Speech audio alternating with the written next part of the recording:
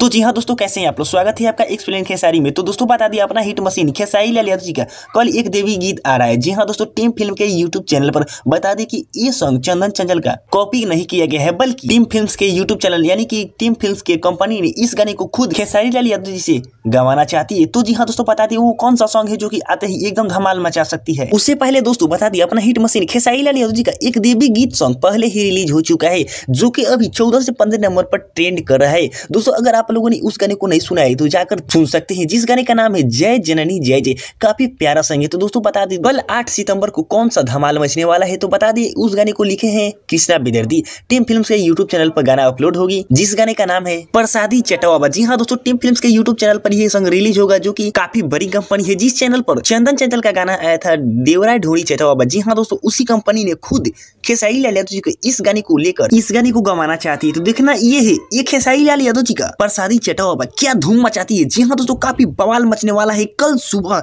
जी हाँ दोस्तों, कल सुबह 9 सितंबर को। तो आप लोग तैयार रहिएगा इस गाने को सुनने के लिए। तो जी हाँ दोस्तों, चलिए इसी के साथ मिलते फिर से खेसारी लाल यादव जी का धमाकेदार गाने के साथ। तब तक के लिए दोस्तों love you, take care and goodbye. जय हिंद, जय भारत।